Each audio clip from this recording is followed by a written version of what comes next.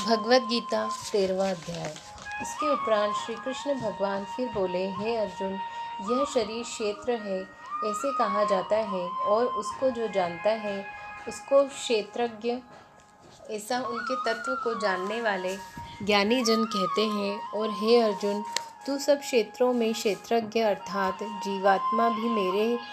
को ही जान, और क्षेत्रज्ञ का अर्थात विकार सहित प्रकृति का और पुरुष का जो तत्व से जानना है वह ज्ञान है, ऐसा मेरा मत है। इसीलिए वह क्षेत्र जो है और जैसा है तथा जिन विकारों वाला है और जिस कारणों से जो हुआ है, तथा वह क्षेत्रज्ञ भी जो है और जिस प्रभाव वाला है, वह सब संक्षेप में मेरे से सुन। यह क्षेत्र और क्षेत्रज्ञ का तत्व ऋषियों द्वारा बहुत प्रकार से कहा गया है अर्थात समझाया गया है, और नाना प्रकार के वेद मंत्रों से विभाग पूर्वक कहा गया है, तथा अच्छी प्रकार निश्चय किए हुए युक्ति युक्त ब्रह्मसूत्र के पदों द्वारा भी वैसे ही कहा गया है। हे अर्जुन, वही मैं तेरे लिए कहता हूँ। 5 महाभूत अर्थात आकाश, वायु, अग्नि, जल और पृथ्वी का सूक्ष्म भाव अहंकार, बुद्धि और मूल प्रकृति अर्थात त्रिगुणमयी माया भी, तथा 10 इंद्रियां अर्थात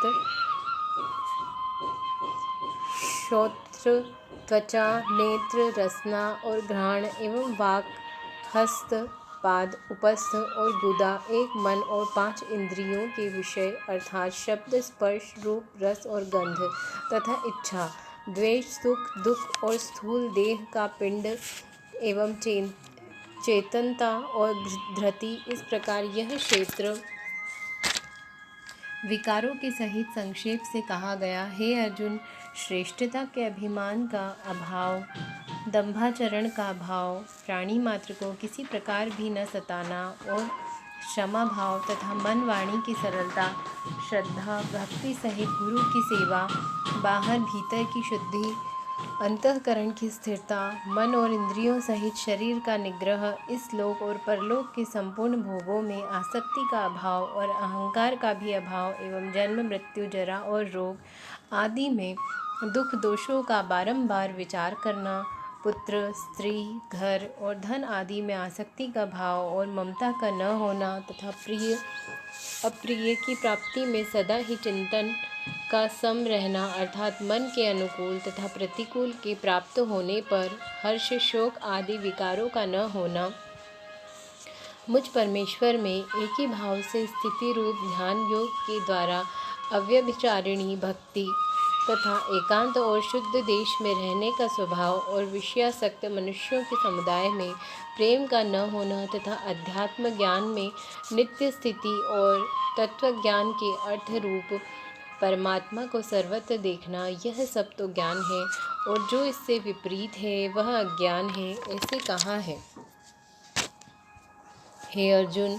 जो जानने के योग्य है तथा जिसको जानकर मनुष्य परमानंद को प्राप्त होता है, उसको अच्छी प्रकार कहूँगा। वह आदि रहित परम ब्रह्म अकथनीय होने से न सत्य कहा जाता है और न असत्य भी कहा जाता है, परंतु वह सब ओर से हाथ पैर वाला एवं सब ओर से नेत्र, सिर और मुख वाला तथा सब ओर से श्रोत्र वाला, क्योंकि वह संसार में सबको व्याप्त करके स्थित है और संपूर्ण इंद्रियों के विषयों को जानने वाला है, परंतु वास्तव में सब इंद्रियों से रहित तथा आसक्ति रहित और गुणों से अतीत हुआ भी अपनी योग माया से सबको धारण पोषण करने वाला और गुणों को भोगने वाला है, तथा वह परमात्मा चराचर सब भूतों के बाहर भीतर परिपूर्ण है, और चर अचर रूप भी वही है, और वह सूक्ष्म होने से अविज्ञेय है, तथा अति समीप में और दूर में भी स्थित वही है, और वह विभाग रहित एक रूप से आकाश के सदृश परिपूर्ण हुआ भी चराचर संपूर्ण भूतों में पृथक पृथक के सदृश स्थित प्रतीत होता है, तथा वह जानने योग्य परमात्मा विष्णु रूप से भूतों को धारण पोषण करने वाला और रुद्र रूप से संसार करने वाला तथा ब्रह्मा से सबका उत्पन्न करने वाला है। वह ब्रह्म ज्योतियों का भी ज्योति एवं माया से अति परे कहा जाता है।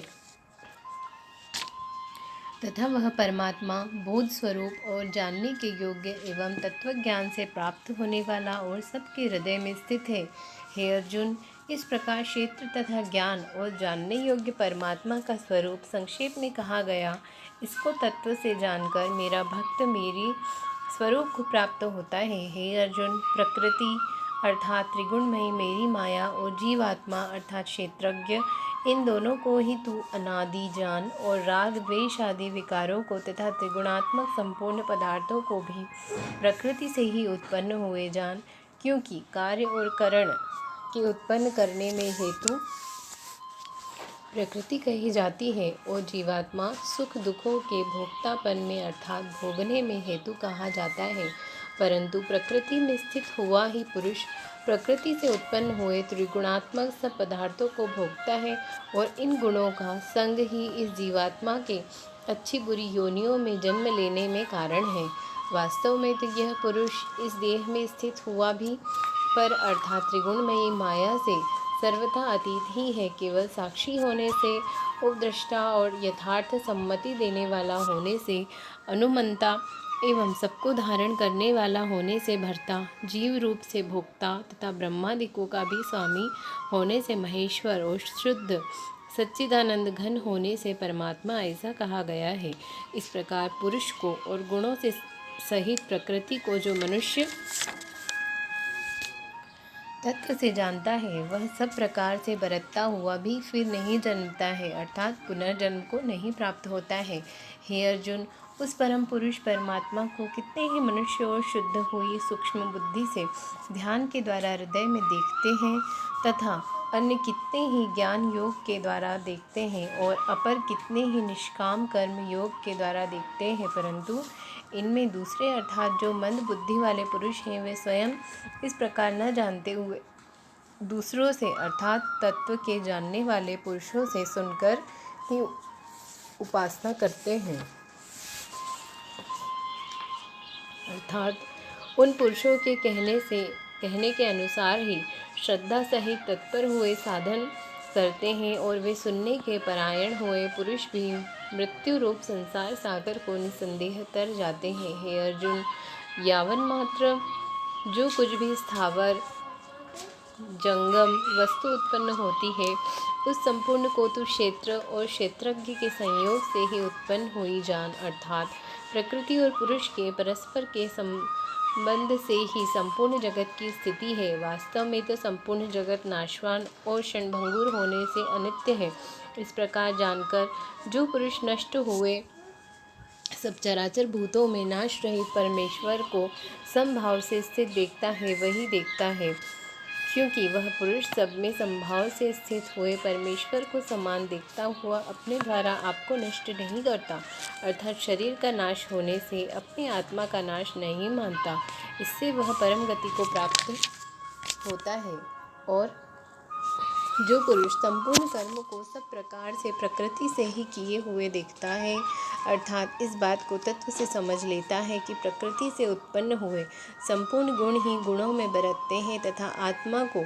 अकर्ता देखता है, वही देखता है। और यह पुरुष जिस काल में भूतों के न्यारे न्यारे भाव एक परमात्मा के संकल्प के आधार स्थित देखता है तथा उस परमात्मा के संकल्प से ही संपूर्ण भूतों का विस्तार देखता है, उस काल में सच्चिदानंद घन ब्रह्म को प्राप्त होता है। हे अर्जुन, अनादि होने से और गुणातीत होने से यह अविनाशी परमात्मा शरीर में स्थित हुआ भी वास्तव में न करता है और न लिपायमान होता है। इस प्रकार सर्वत्र व्याप्त हुआ भी आकाश सूक्ष्म होने के कारण लिपायमान नहीं होता है, वैसे ही सर्वत्र देह में स्थित हुआ भी आत्मा गुणातीत होने के कारण देह के गुणों से लिपायमान नहीं होता है। हे अर्जुन, जिस प्रकार एक ही सूर्य इस संपूर्ण ब्रह्मांड को प्रकाशित करता है, उसी प्रकार